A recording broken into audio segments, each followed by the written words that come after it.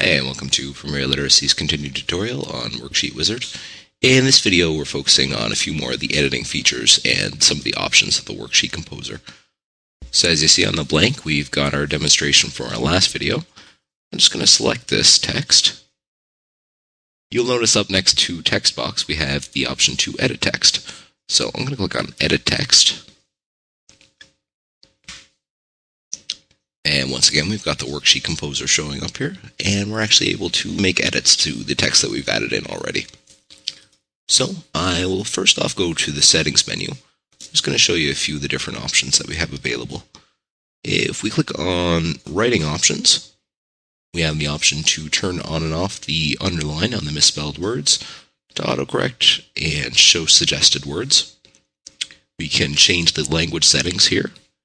We can also change what triggers the spelling errors in here. Show you the next one. Go to Settings and look at the default settings. We can change what's normally set by default when we go into the Worksheet Composer. So if you'd like to make any changes here, this is where we'd set them. Change the zoom, the default font, and default font size.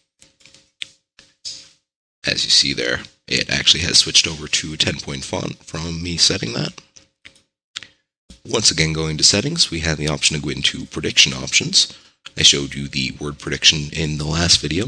You see here we can actually change the size of the box that pops up to show us the words that are being suggested. We can also toggle between English and French. The word list normally is displayed after 2 characters, but we can make changes to that in this drop-down menu here. Display list after. And also display number of words. This controls how many words appear in one box. Sometimes it's better to shorten the number of words if the composer has difficulty or gets easily overwhelmed by too much information at once. And typically we will want a space placed after the selected word, so we usually want this box checked, but there's some instances where we may not. We can go ahead and click on View Library here, and that's going to bring up the word list. In here we can change the different grade levels for the word prediction. We can show only commonly misspelled words.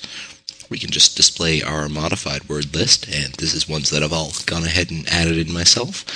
We can click the Add button to do so, or if we want to select one of those, we can actually edit them. So what you could do here is you can go ahead and add in a word. If I type in Premier Literacy as my word, which I want to achieve, and the alternate spelling.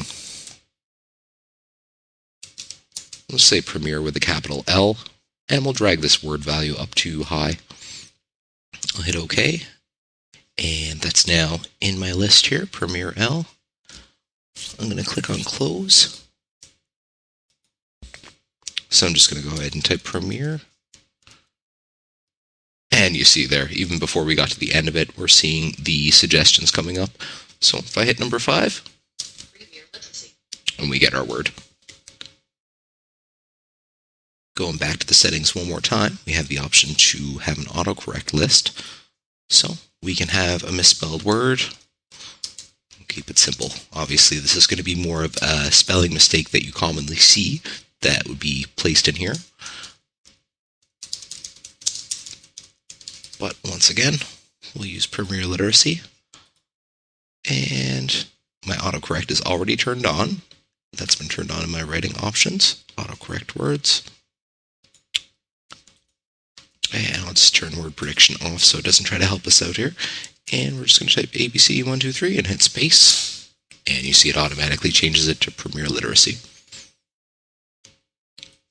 Also in the settings screen, we've got the option to turn on word repeat and key echo.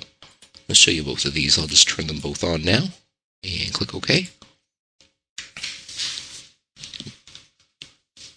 So you'll notice the key echo right away when I hit the Enter key. Enter. Enter. So what happens is as you type each word, Shift W O R D. So that's our key echo. And when I hit the space, you'll actually hear that repeated back as well. Space. Word.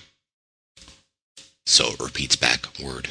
So the key echo and the word repeat can be very useful features to help you follow along while you're typing. It helps us that extra bit of reassurance to let you know that you are typing the words properly and hitting all the correct letters.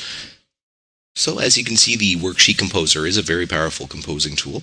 Helps us to get exactly what we want out of the material we're typing and perfect it before we actually go ahead and post it, which we'll go ahead and do now. Let's hit post. So that's been a demonstration of some of the advanced features of the Worksheet Composer, as well as how to edit pre-existing text on a worksheet. You can view more videos on our website, which is www.readingmadeeasy.com. Be sure to go there and check out the rest of the videos in this series, as well as ones on our other products. Thanks for watching.